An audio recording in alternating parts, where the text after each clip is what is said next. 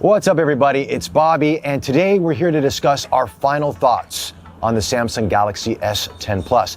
Now, we did a previous video a couple weeks ago that got a lot of buzz from a lot of you, and if you haven't seen that, it's called 72 Hours with the S10 Plus. We'll put a link in our description below. And it's great to see a lot of passion from you out there. I mean, we love that you love tech as much as we do, and a lot of you thought that I was being quite negative about the S10 Plus, which I don't know where you got that from, but I thought it'd be best if I address some of those comments from the previous video and then talk to you about our final thoughts on the phone and what it's been like to use over the last couple weeks. So here we go with our final review of the Samsung Galaxy S10 Plus.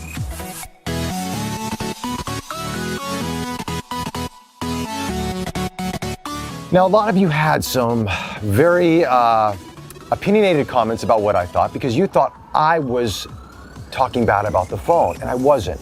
Now, I did have some questions in terms of the design of the phone. I did feel that it was designed a little bit too safely. It looked like the Note 9, which a lot of you said it didn't. Well, I brought a Note 9 to compare with that.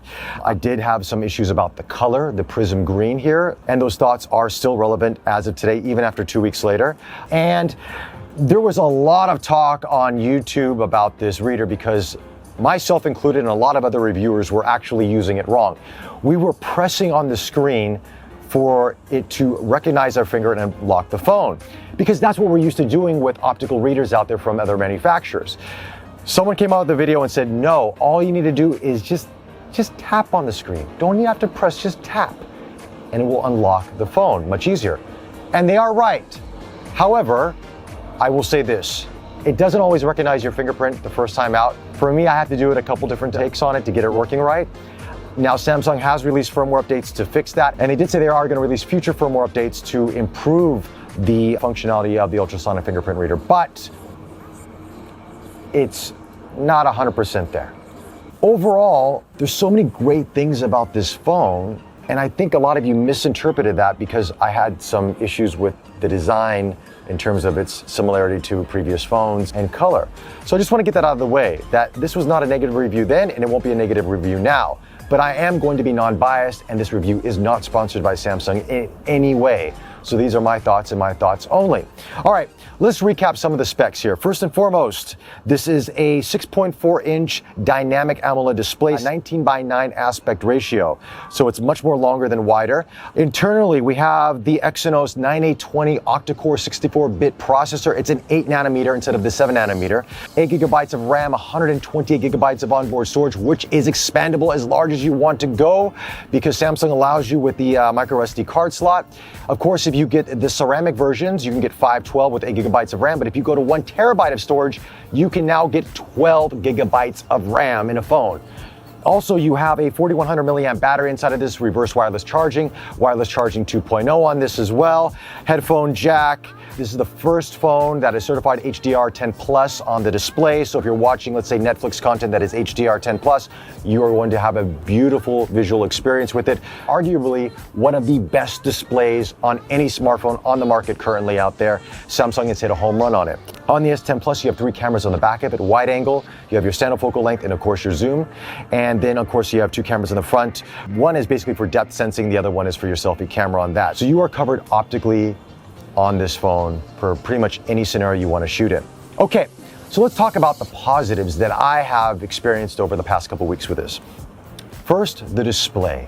It is beautiful. Every reviewer has said this, and I will repeat what they're saying.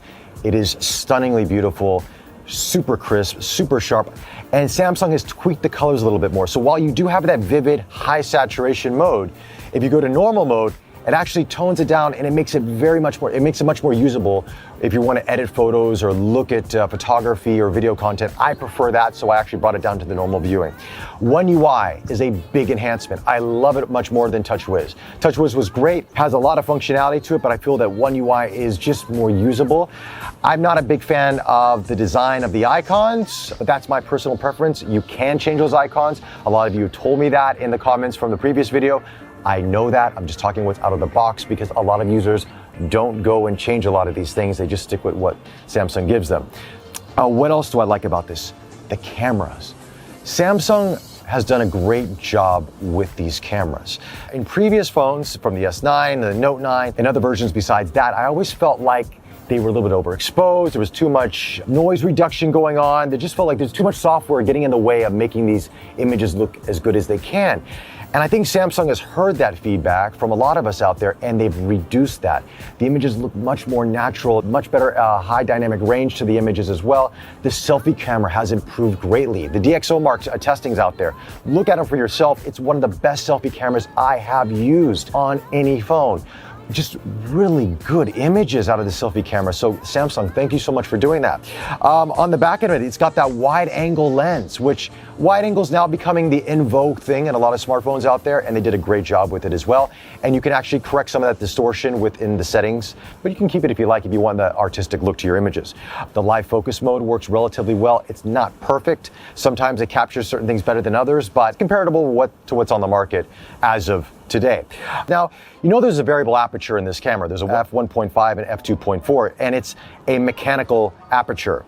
Now, in previous phones of Samsung's that had this, you really couldn't tell much of the difference in terms of depth of field or usage when you would go back and forth in Pro mode. But in this phone, I can tell a discernible difference. So when you go to f1.5, the background blurs out a little bit more. It does work a little bit better in low light. And with f2.4, it doesn't have as much shallow depth of field to it. So they've improved that a little bit, which I'm glad they have, because that actually gives you more reason to like having a mechanical aperture in the phone. Another cool feature I like about it, and this is more of a visual feature, is the way that they embrace the notch. You know, some people like try to hide the notch as much as possible, but Samsung isn't. And a couple of the ways you'll see it happening is that when you go into the selfie camera, actually there's like a little white line that just sort of flickers around the camera itself.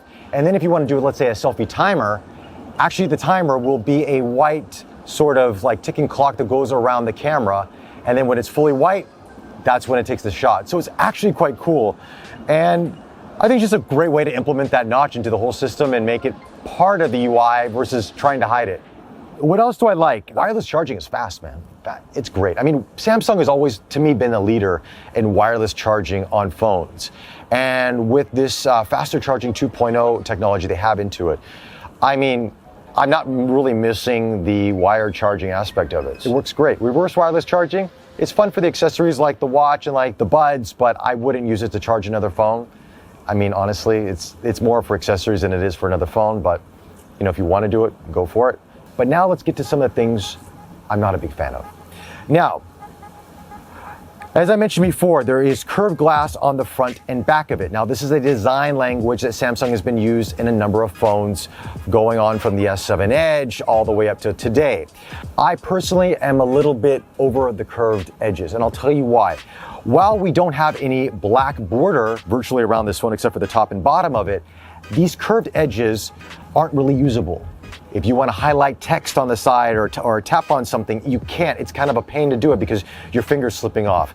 If you want to edit a photo and you want to use your finger to edit and it's near the edge of the display, you really can't do it there. Also, I find that I get a lot of phantom presses when picking up the phone and holding it because everybody's hand size is different. I have slightly larger hands than maybe some others do, and probably smaller hands than other people out there.